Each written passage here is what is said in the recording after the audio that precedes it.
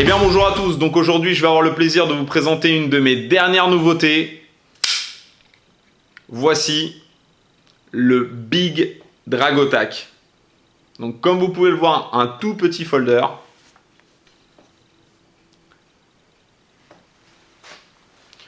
On fait un petit tour ensemble pour voir les matériaux utilisés sur ce couteau.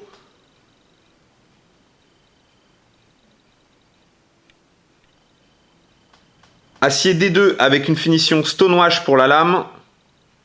Au passage, un petit clin d'œil à Elsa.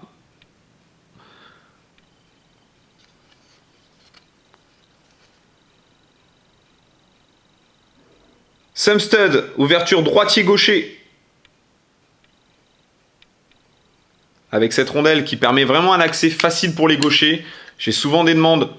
Est-ce que le couteau, on peut l'ouvrir de la main gauche? Là, c'est sans aucun souci, qu'on soit main nue ou avec des gants, c'est sans aucun problème. Un frame lock full titane,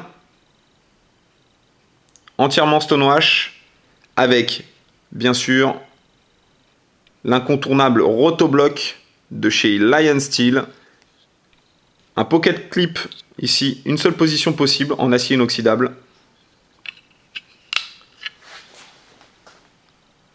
Donc, un folder entièrement usiné chez Lion Steel, designé par mes soins. Un tranchant également repris ici, entièrement à l'atelier, pour un effet poli, qui va permettre de mieux glisser dans la matière. Au niveau de la prise en main traditionnelle, hein. J'essaie généralement de designer des couteaux et de réaliser des couteaux qui tombent plutôt bien en main.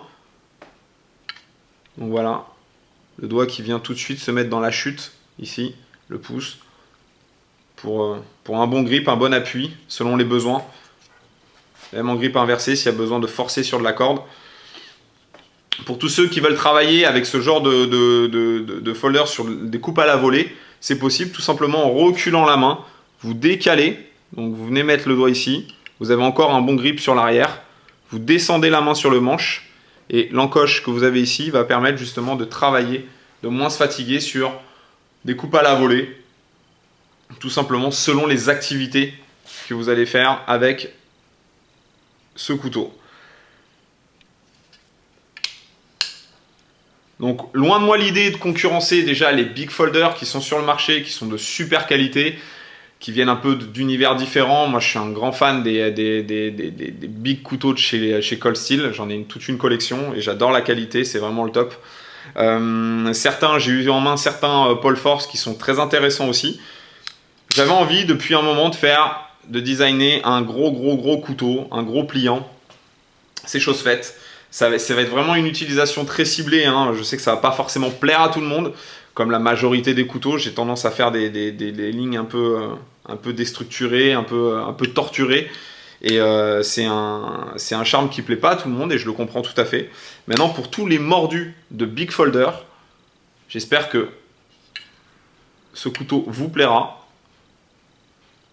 Donc l'utilisation, quel est l'intérêt de faire un couteau comme celui-ci? C'est déjà d'avoir une lame imposante repliée. Voilà, une lame de grande taille repliée dans la poche ou dans un sac, c'est déjà toujours moins encombrant qu'un couteau fixe. En aucun cas, ça peut remplacer l'utilisation pure d'un couteau fixe parce que l'avantage d'un fixe, c'est qu'il n'y a généralement aucun problème au niveau mécanique. C'est un couteau qui est très sûr dans l'utilisation. Dans la conception de ce couteau, j'ai vraiment insisté de façon à garder un peu l'état d'esprit que je mets sur les pieds montés.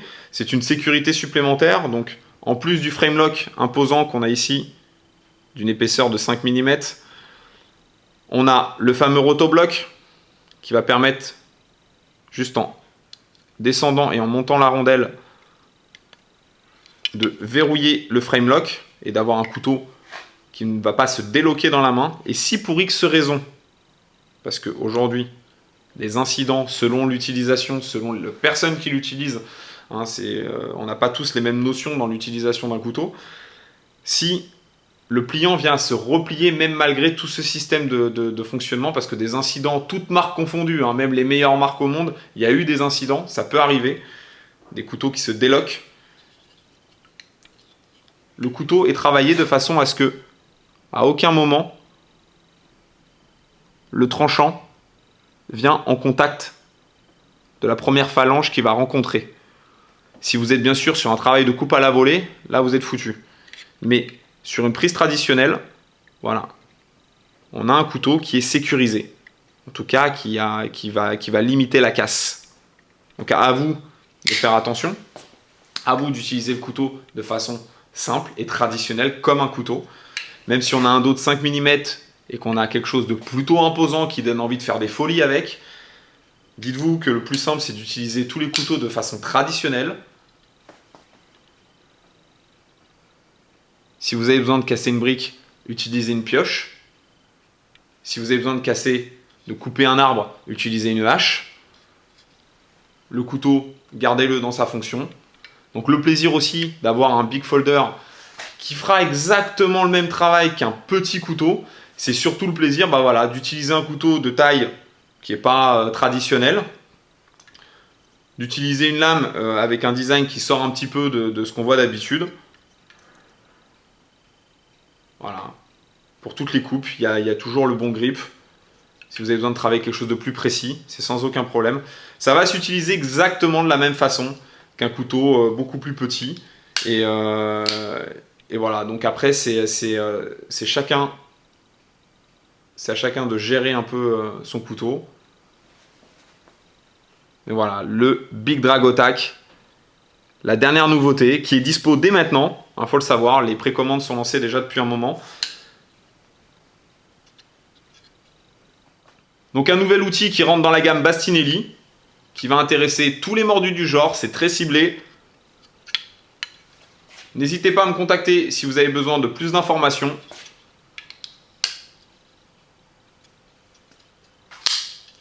Pour ce Big Folder.